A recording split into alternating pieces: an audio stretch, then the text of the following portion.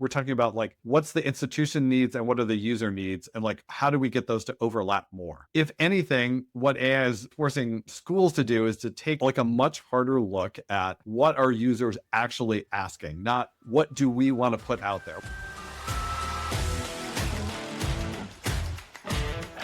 If a prospective student asks ChatGPT if your college is good for engineering, do you know what answer they'll get? More students and families are using AI tools like ChatGPT, Gemini, and Perplexity to research colleges. And that means generative AI is quietly becoming a new layer of the enrollment funnel. But here's the thing, most institutions have zero visibility into what those AI tools are actually saying about them. So today I'm joined by Jason Smith, founder and managing director at OHO. Recently, Jason and his team built something really interesting, the AI Visibility Scorecard, a tool designed to help colleges understand how AI systems describe them and, more importantly, what they can do to influence those answers. Jason, welcome to the show. Hey, hi, nice to be here. So first, let's help our listeners understand the shifts that's happening and then get into the visibility scorecard. So first, how is generative AI changing the way students are researching colleges? We're really seeing a lot of changes in terms of what's happening right now. We're actually doing some one-on-one interviews and just finished another survey. And I think the biggest change we're seeing is that AI is becoming a decision engine for people. And they're using that to explore their options in a very specific way about the school. So it's not just show me a school like this. It's like how does this school work for me? And they're asking kind of much more personal questions about that. And we're seeing that it's really looking for the decision criteria of either comparing two schools or using that information at the upfront. And so I think it's a really different journey that's going on for students that way. So we just did one interview with a prospective student, and his whole beginning of his journey was all AI generated. So he was looking at schools, comparing them, looking at resources through AI overviews, and using all of that to consolidate down to a quick list, right? And so this was without looking at different experiences. And then on the website, he went to social media to find some of the different campus feels and what that was really looking like. This is a change in the journey, and I think that's one of the things that's been really interesting to see as we're doing this new research. I mean, to me, it makes sense because those types of questions, when you think about how we would search for things before and it would just give you a list of links, Mhm. those lists of links were almost never going to have the answers to those types of questions. Right, and or they would give a partial answer, right? And so you would kind of you You'd would have to seek out piece where it you. together. Yeah, exactly. And you would click through and look around. We saw people asking what clubs or activities are available. That's like a kind of search-based question. But now we see people asking questions like which ones are active on campus, which is like a really different answer. And your website does not have the answer to that question, right? Your college website. So we're seeing this sort of how is it going to start figuring out some of that information? And it's having this more conversational approach, but it's also a much more personal approach in what they're seeing. And I think this gap is the widening gap, I would say, between what's on college websites and what people are really looking for. And I think this behavior shift is going to be really important to pay attention to. And it really is a shift because you have all done research and say that 60% of undergraduates are already using AI during the college search process. So this is what's happening. I mean, even last year, there was studies out that said 30%. So here we are from 30 to 60% really in less than a year. This is the new normal. It's even higher than what we're seeing right now. It's in the new data we're looking at is up over 75%.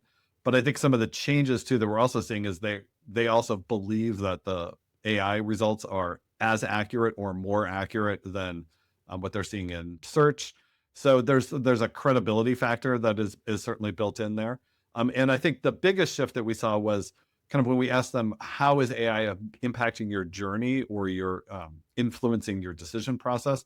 A year ago, when we did this data and research, it was about 7.5% or 8%, and it's double now. It's more like Wow. 14%. So just the amount of kind of influence it's having in that process, I think is interesting.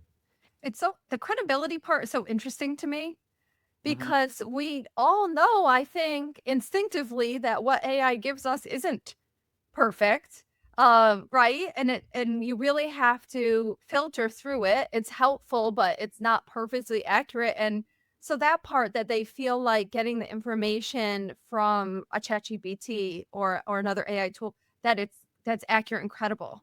Well, it's cool. So this is interesting. So one of the participants in the kind of one-on-one survey. So we did a kind of broad-based survey with hundreds of prospective students, and then we're doing one-on-one interviews to get some qualitative responses from them. And they're walking us through their journey and their decision process.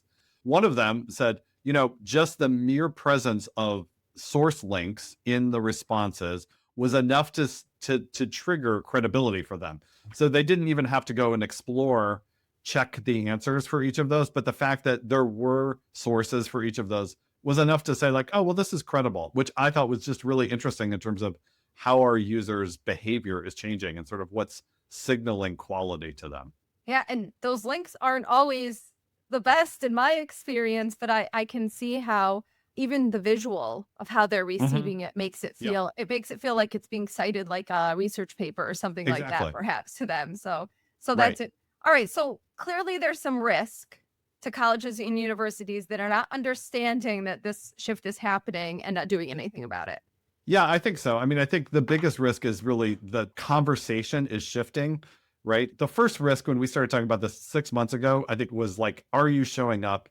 Is your answer accurate? Right? Like, I think that was the question.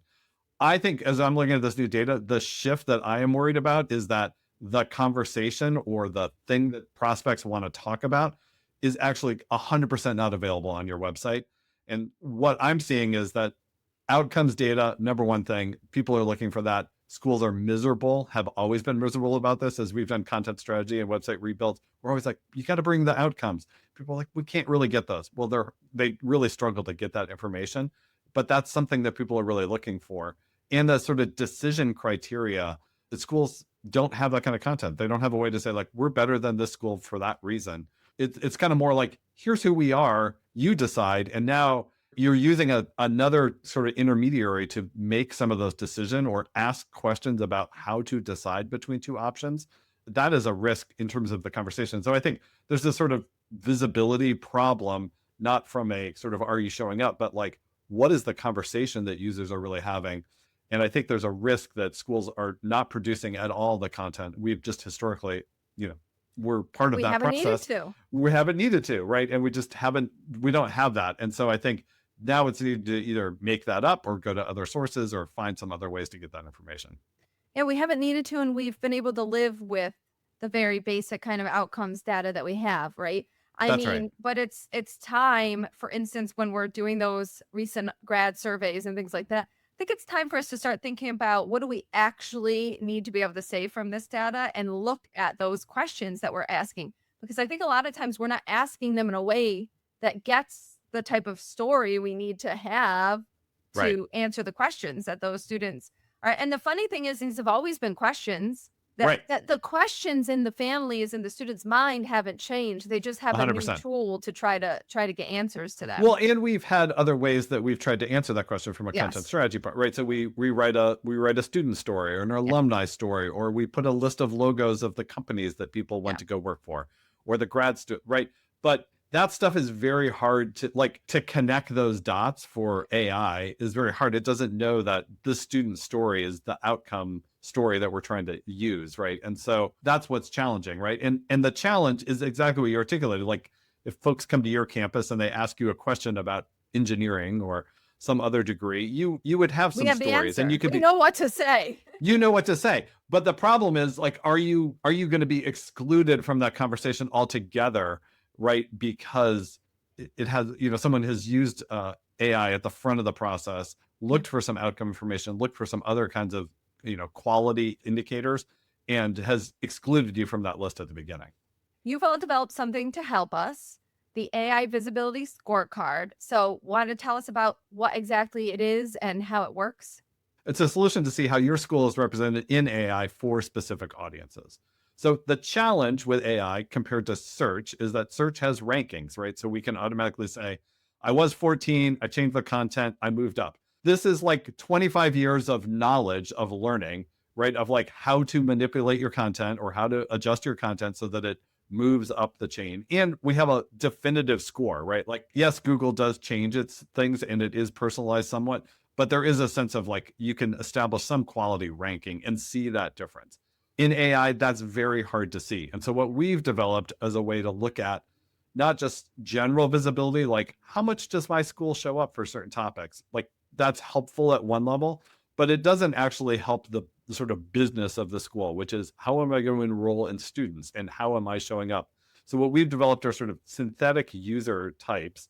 So undergraduate, first generation undergraduate, graduate students, international student, and say, how am I showing up based on the user's kind of point of view, right? And so this is based on 10 years of research that we've done around prospective student journeys, the questions they ask, what they're trying to do, and then ongoing research like we're doing right now to understand how users are using AI, but also what questions they're asking. And so we're able to show you how are you showing up? What is the source of that content that's being used in the answers? And then also starting to look a little more at the quality of that. And so you have those audiences that you're analyzing when you run it, but then you also have categories, or I guess you could call them themes of information Yep. that you're layering in with those audiences. So what are you seeing in those themes? What's important? Yeah, great question. So we have 8 kind of main themes, which are like academics, admissions, athletics, reputation, outcomes, campus life quality.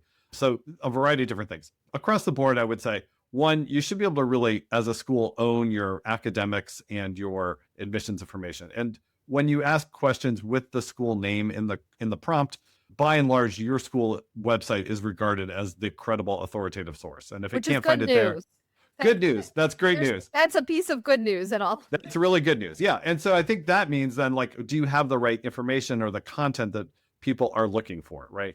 I would say ones that become more challenging are we're seeing things like reputation and Yeah. outcomes are usually the weak spots in terms of what people have for content and what they're looking for. So when we have weak content and aren't answering those, what happens? So generally what we're seeing is like we've divided up the responses into a bunch of different categories. So Wikipedia is a good source. So I would say checking out your Wikipedia page and seeing, is there anything wrong there? And that could be anything from your location, right? So if we ask it like, what's it like to, the town around your school or college? If you don't have any specific information about that, it goes to Wikipedia and finds the town you're in or the area and looks for what's going on. It also uses a lot of what we call higher education aggregator sites. And I think this is one of the things that's really interesting in some of the data that we're seeing. So one, this could be anything from like niche.com to like some third-party sites that are basically pulling iPads data together and selling ads on them. So it's I would say if you went to the site, you would never be like, oh, this is a good site. But it's using that because it's got, frankly, good structured iPads data on it. And so it's pulling some of that kind of outcomes information or other stuff together. So that's helpful because you can look at like what answers and what content is being produced over there and thinking, oh, great, how could I put some of that content onto my website? And so that's a big area that we're sort of seeing. National media is another one we track, very little content there. And then there's a bunch of other stuff. And it's, one that's really interesting that tends to show up in the others. If you have a strong student newspaper on campus, that is also frequently cited as a source. Some of these places we actually can feed the profile and things like that, but we might not be. We're attending to our website, but not perhaps all of our profiles, or not making sure we're doing it once a year, right? We're not really feeding it and taking care of those third party sites where we're listed. Yeah, So and that's certainly, that I would say, a thing to look for. And another category that when we do an analysis for folks in terms of pulling it through, we're able to show you like what the source is, where it's coming from. A lot of times it's coming from your website. If it's below average, especially around academics and admissions, I would say this is a primary place to focus in terms of improving the quality or adding more content. The other we look for are sort of content gaps. And so there's a variety of answers, and we can analyze it and say, where there's actually no source cited at all, which is really interesting because you think the AI is always giving an answer back, but it gives a very generic thing. Like, of course, a master's degree would be really, really helpful to you. Here's some of the stuff that would be helpful for you, right? And you read it and you think like, oh, that seems like an okay answer, but then you realize it's completely generic. Like you could say this about anything.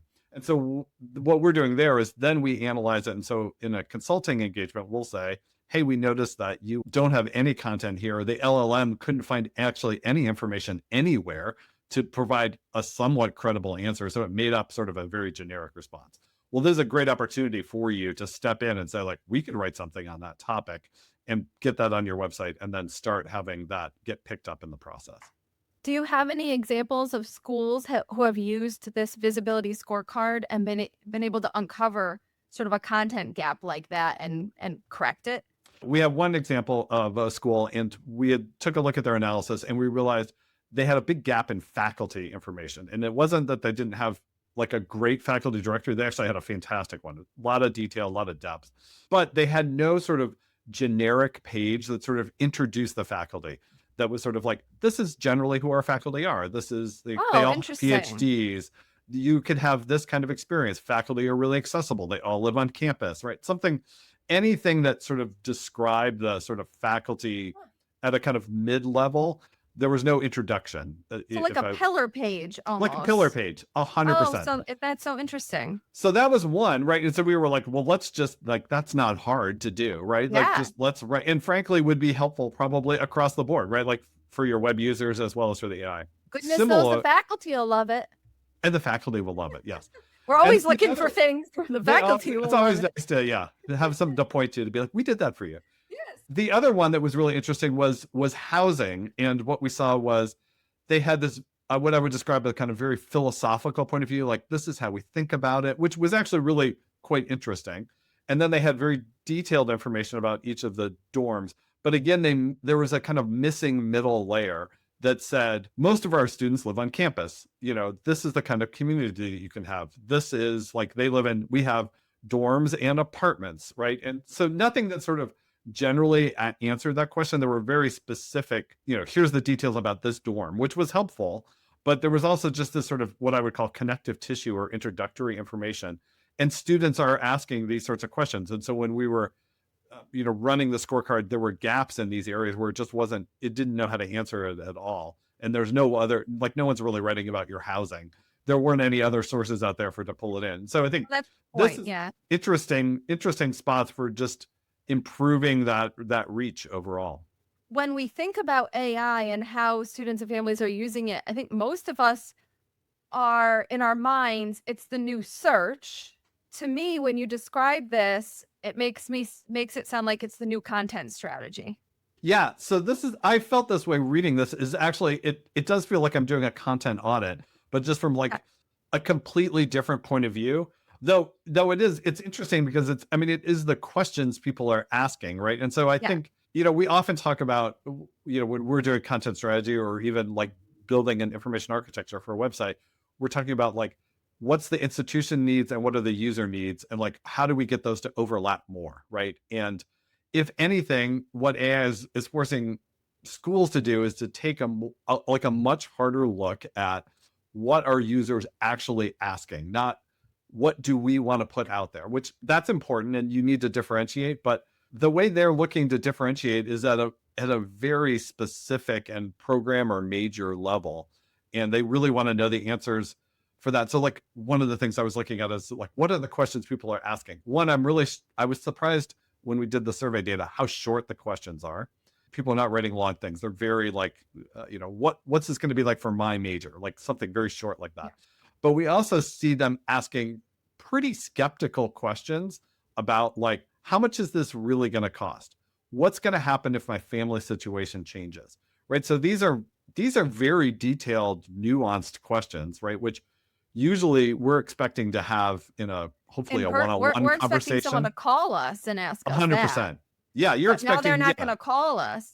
Right. If they're not going to call and they're trying to actually use the website, the kind of AI as a sort of decision engine, but also to validate some of that. And so I think this has been in the last, month or two, reading through some of this new data that we're getting. I think this is what's changing my view of really seeing how users are using it is really different. And I think that is the part we're actually unprepared for. It's not, 6 months ago, it was like, do I need to make my content, have schema so it'll get indexed, just findable. Yeah. Now it's different. Now it's like, are we even ready to write the right content for what the activities that are going to be using? And I think, I think that is the gap that we're really starting to see there. So if a vice president for enrollment or a marketer is listening right now, what's the one thing you want them to start thinking about differently, knowing that?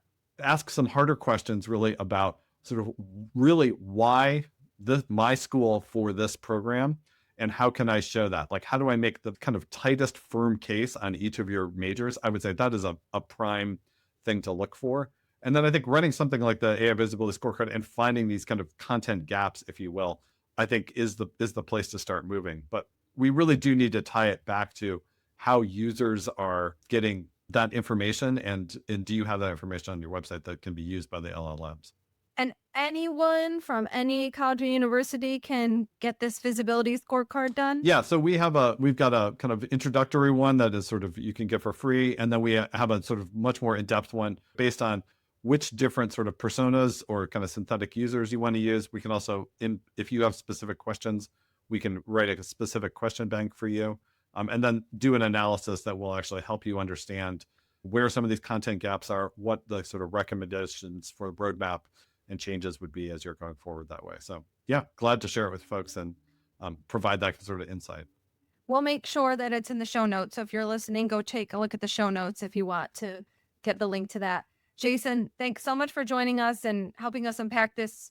Well, I thought it was going to be about visibility, but I really think it's this new layer of content strategy. It's so back thank you to so content. much. It's Yeah. always back to content. It Yeah. always does. And to our Thank you. listeners, if today's episode made you curious about what AI might be saying about your institution, you might want to get on and start asking those questions yourself.